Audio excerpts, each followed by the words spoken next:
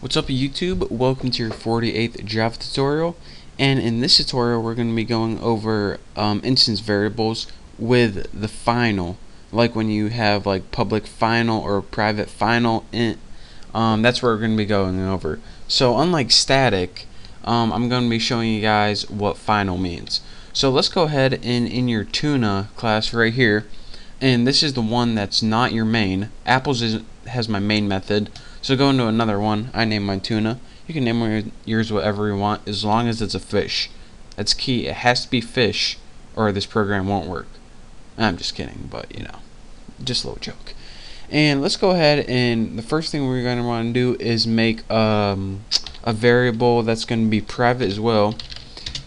But you got to spell it right. That's key. Private. There we go. I know I'd get it eventually. Int sum. And what this is going to do is hold the sum of our numbers that we're about to add up. Now let's begin the tutorial. What we want to do now is make a variable with the type final. So private final, and it's going to be an integer variable. And I hit button there. Embarrassing. And let's just name it number or something. And go ahead and put it in caps because it's going to be a constant, so we know that the constants are in caps. K. There you go. K. That's how you can remember it. So now the key, or what final is whenever you write final in front of a variable or a constant, it means that you can't modify this no matter what. So we just declared it. Whenever we set it equal to something, whatever we set it equal to, we can only set it equal to it once. So if we put number equals 2, then that number is going to be 2 for the rest of your life. You can't change it no matter what. But another thing is we declared it right there, but we didn't initialize it, which means we didn't set it equal to anything.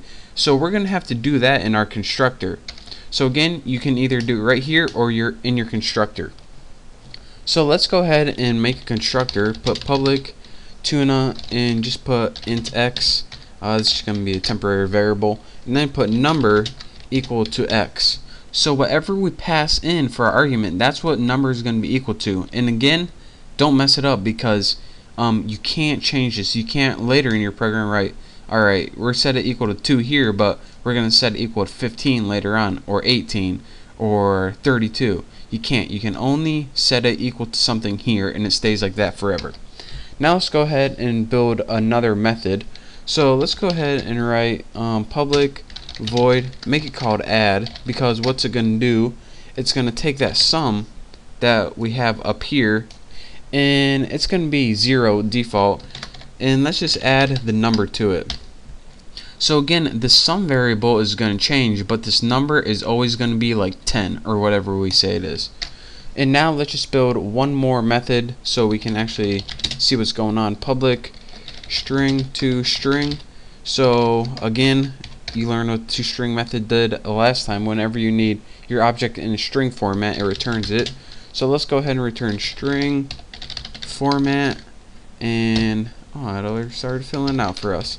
The format's just going to be put something like sum is equal to %d, and then put like a new line for good looks. And then for your arguments, just put sum. So this is going to change because it's the number that stays the same and not the sum. And how do we know that?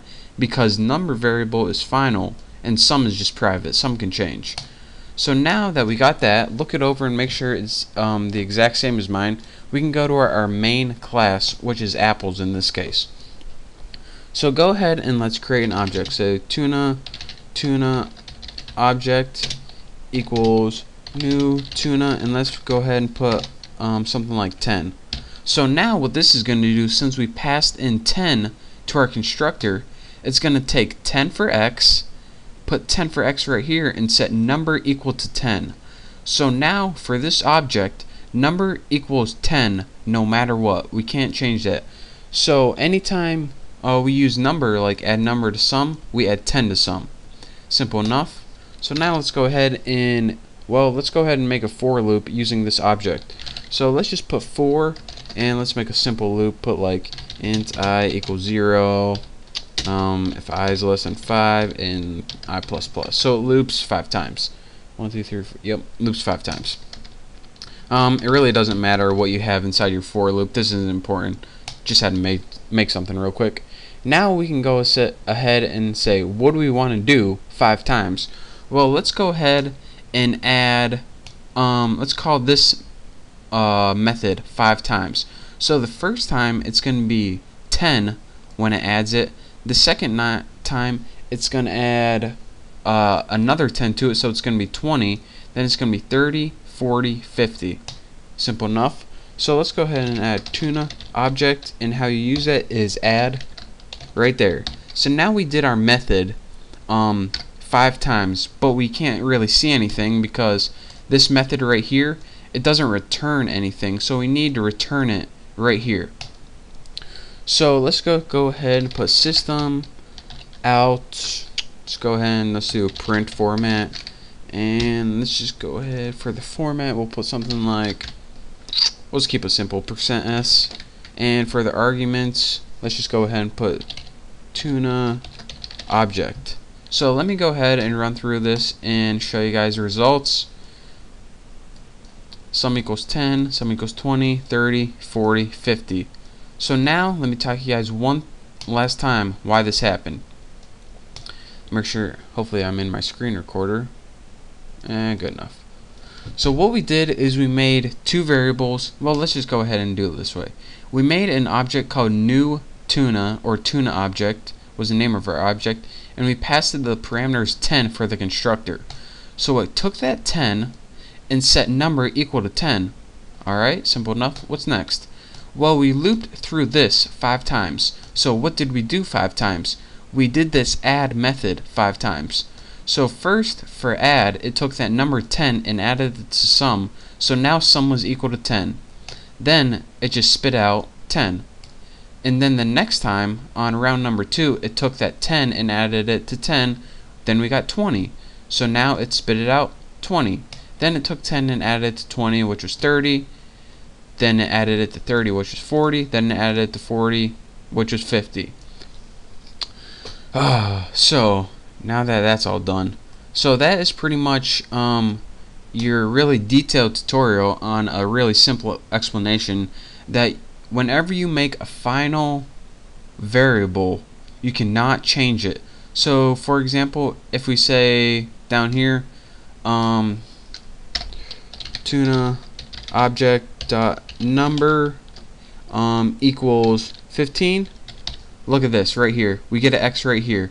The field tuna number is not visible. That means that it can't change pretty much. So that's pretty much all in all. I could have skipped this whole tutorial and said, alright, when you write final instead of a variable, it means you can't change it, but I didn't. I decided to give you guys the whole spiel instead. So thank you guys for watching, and hey, if anyone wants to do fantasy football with me, leave a comment and let me know, because I want to do fantasy football with someone. So thank you guys for watching, and don't forget to subscribe, and I'll see you next time.